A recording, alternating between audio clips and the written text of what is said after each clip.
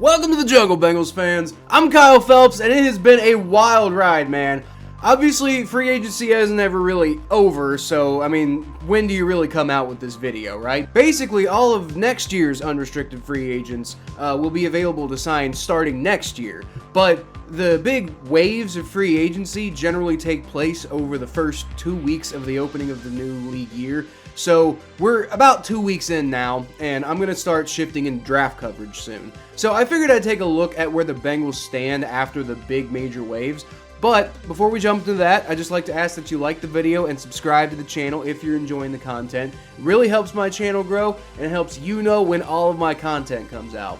So things definitely got off to a rocky start for the Bengals this year. We anticipated losing Jessie Bates due to, contract negotiations that basically felt like they haven't moved much at all for the last 2 years. But losing Bates and Von Bell and Hayden Hurst all on the same day of free agency, that definitely hurt, right? I think the Bengals' idea here was that we're just not going to overpay for safeties when we just drafted a guy who we really believe in with our first round pick last year, and there's other safeties on the market, right? Honestly, replacing Jessie Bates with Dax Hill is kind of tough to grade right now because we just don't know what Dax Hill is going to look like, right? There's pretty much only one game where he played a significant number of snaps last year, and that was Week 15 against the Buccaneers.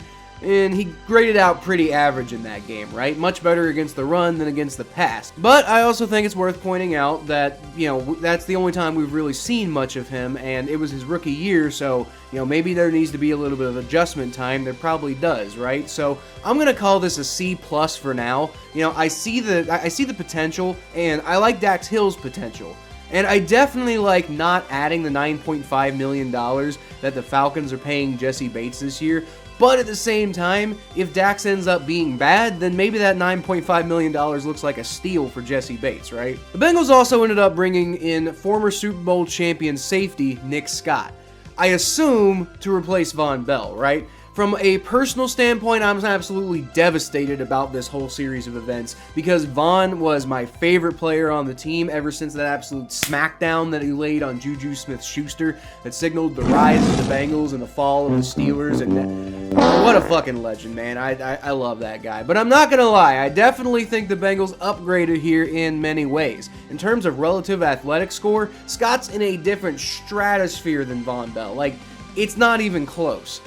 Functionally on tape, I think Bell has been a little bit more consistent with the Bengals than Scott was with the Rams, but I think Scott's potential's higher, and I think the Bengals are paying a lot less for him. The Panthers are on the hook for at least $13 million with Von Bell, 10 of which is going to really cut into their salary cap next year. The Bengals, however, are only going to be paying Nick Scott like $2 million this year, and if he sticks around, they'll never pay him more than $5.3 million in any given season. So really, I think this was an extremely savvy move by the Bengals. I'm going to give this one an A-, and the minus is just because I miss Von Bell already. How about the surprise re-signing of Jermaine Pratt, though? We thought sure that we were going to lose him in free agency after all of the negative talk about him after he blew up at Joseph Ossai in the AFC Championship and seemed to kind of indicate that he was expecting to move on from the Bengals at the end of the season. And not only did all of that happen, but he took roughly $4 million less per year than his market value to come back to the Bengals. Why? Well, according to him, it's because he wants to win a Super Bowl here. I think that's why he blew up at Ossai, by the way. He thought this was the Bengals' year, and that play, as innocent and honestly overrated of a mistake as it was, kind of highlighted the fact that this is definitely not the Bengals' year, right?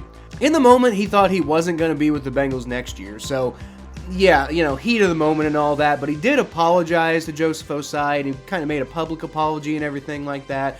I want to emphasize, though, this guy took less money to win a Super Bowl in Cincinnati. Jermaine Pratt is now my favorite player, guys, and I will not hear any slander against him. This is an A+ move, and if you disagree, then fuck you.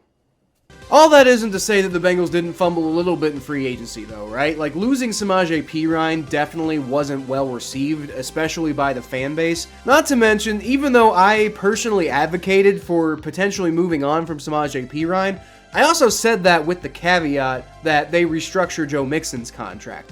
And that has yet to happen, so right now I'm not the biggest fan of this move or what all has happened. I'm going to give it a C- right now because there are a lot of great options to replace Samaje Perine in the draft, and then there's the looming Ezekiel Elliott signing, but the plan right now looks a little muddy, so I'm not totally sold on this one yet, right? Interestingly enough, guys, I recorded this whole video. I did the whole damn thing. And then a couple hours later, the Irv Smith news dropped, and I had to basically re-record this whole damn video. Originally, I absolutely hated the loss of Hayden Hurst and gave the move a solid F. I was like, no, I'm not on board with this. This is stupid. What the hell are we doing? But I also said that with the understanding that there's a couple of free agents that are out there that the Bengals could bring in that could make me feel a little less, like, catastrophically awful about this move, right? Irv Smith was one of those names. While I do agree that the Bengals downgraded in the tight end room, bringing in Irv Smith for, what I assume, because the contract details haven't been released yet, was a lot less than Hayden Hurst got paid, is a good move with the hope that they still bring in someone good in the draft. So for now, I'm upgrading this whole situation from an F to a C+, because, there's still a little bit more work to do, right? So if you think about it like calculating GPA, the Bengals would end up with about a B- overall for all those moves, right? But a few days after the dust settled on all of the early moves, the Bengals came back with an absolute bombshell of a signing in Super Bowl champion and 4-time straight Pro Bowl left tackle Orlando Brown Jr. 2 of those Pro Bowls were him as a right tackle, but it's not the point. You wouldn't know it if you asked the absolutely salt-crusted Chiefs fans out there, but the Bengals absolutely stole this guy off the market, guys. Why? Because they're paying him $16 million a year, which is, first of all, about $11 million less than what the Chiefs offered him last year. And, he had some bad plays for the Chiefs that Chiefs fans love to point out and talk about how he just sucks so much compared to Juwan Taylor, the guy they brought in to replace him. But everybody's got some bad plays like that. You could put together a low-light tape of basically any offensive lineman in the NFL and make him look bad, right? Is Orlando Brown Jr. the best offensive tackle in the NFL? Hell no. But he is damn sure probably at least the 17th best among guys who are on a rookie contract, right? Not to mention the Orlando Brown Jr. signing prompted incumbent left tackle Jonah Williams to request a trade. He pretty much had to see the writing on the wall, right? And I don't blame him one bit. As I said on my breakdown of this topic, which you should totally go watch after this, it would be a win-win for both sides. If I could give out anything higher than an A+ for this move, I totally would. Unfortunately, I can't, but that still raises the final grade from a B- to a solid B. Overall, I'd say that the Bengals did pretty well and overall got better in free agency. They definitely lost some important pieces, but I feel as a whole they gained more than they lost. That's just one aspect of the offseason though. There's still some hope for an Ezekiel Elliott signing, as the Bengals appear to be the only team that he listed that he's interested in joining that hasn't totally shot the idea down yet. I know Zach said what he said, and you can hear my analysis about that in the short that I put on about the topic, but if it does in fact happen, I'll probably change the Perine grade from a C- to an A-, bringing the overall grade of the whole of free agency up to about a B+ overall. But I don't have time to wait around for them to potentially make a move that he said he was looking to come to a decision on at the end of next week. I'm not re-recording this whole video again, guys. So we're at where we're at, and the grade is what it is. So let me know what you guys thought in the comments below. Let me know your grades, and I'll feature the best ones in my next video, like this one from Rich G, who said on my Jonah Williams trade video, his trade value is shedding his $12 million cap hit. Fourth at most. No one is going to cough up a first rounder, and trading up is equally unlikely.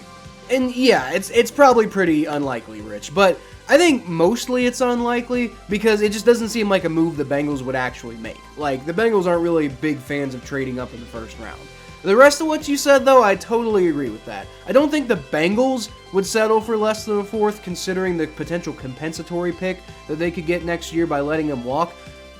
But that $12 million looms large, guys, and I'd personally trade him over that alone. But like I said, that's all I've got for this week, y'all. Barring some Ezekiel Elliott news, I think we're going to start fully diving into draft content over the next month. Till then, y'all can always catch more of what I do at KylePhelps92 on Twitter, Facebook.com/ThePhelps, Butt Fumble Sports, the Battle of Ohio podcast on the Spot Pod Network, and right here if you subscribe. I'm definitely feeling pretty good about the plan next year, y'all. I'll leave y'all, as always, with a hootie!